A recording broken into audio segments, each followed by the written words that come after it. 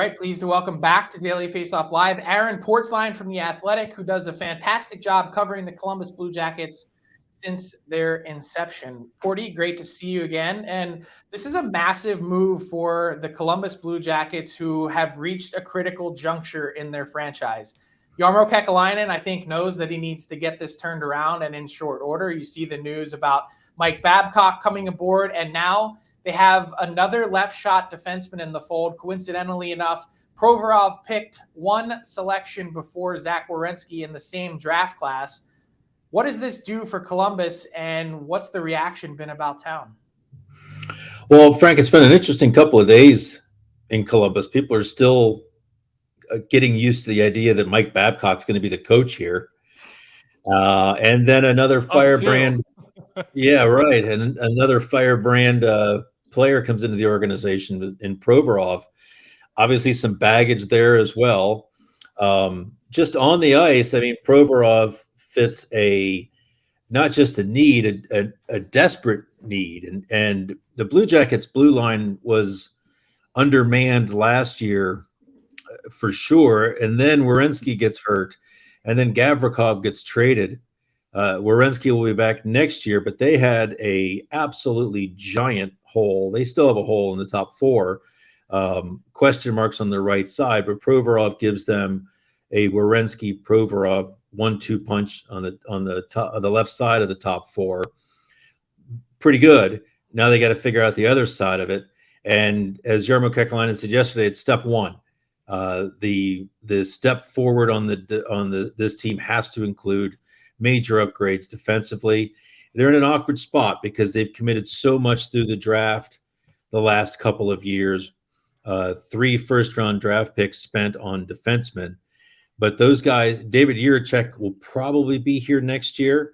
The other guys aren't ready yet. They need a bridge to the future. Provorov, at minimum, is that. And if those guys prove they're ready to go in a year or so, I think Provorov could be flipped. If not, they try to extend him and continue to build that way. Well, Aaron, obviously the Mike Babcock thing caught me off guard. My first thought was, geez, Johnny Gaudreau goes from Sutter to Babcock, and I'll be interested to get his read on it when I catch in with him this summer. But, it seems like Kekalainen has a longer leash than a lot of general managers. And my question to you is this seat getting warm? I mean, they haven't been able to get out of the second round. They tried John Tortorella for years and that style. Then they went to maybe a little more of the players coach style with Larson. Now you pivot the complete opposite direction back to Mike Babcock. Again, I can't say that I understand it the way it ended in Toronto. There's plenty of other talented coaches out there. But, is this sort of a last-ditch effort for Kekalainen to keep his job, or does he have that long leash that I've seen over the past couple of seasons? Yeah, well, only John Davidson and ownership can determine that. What is their level of patience? Do they still see a plan that they believe in? He's now into his 11th season as GM. He's the third longest. I don't know if Barry Trotz is officially the GM in Nashville yet, but when David Poile steps down, Kekalainen will be the third longest tenured GM in the league, with one series win in that time. It's, it hasn't exactly been all, parades and rainbows since then. It is warm. I would have to think it's warm. I've always said that the word rebuild is really, really easy to say. And it's not such an awful process at the start of it because you see these young players and there's so much leash there for everybody. But it's like the old adage about fighting it. Everyone has a plan till they get hit in the mouth. Last season was the Blue Jackets getting punched in the mouth, and the rebuild, it wasn't just doing the straight upward climb again. It really bottomed out.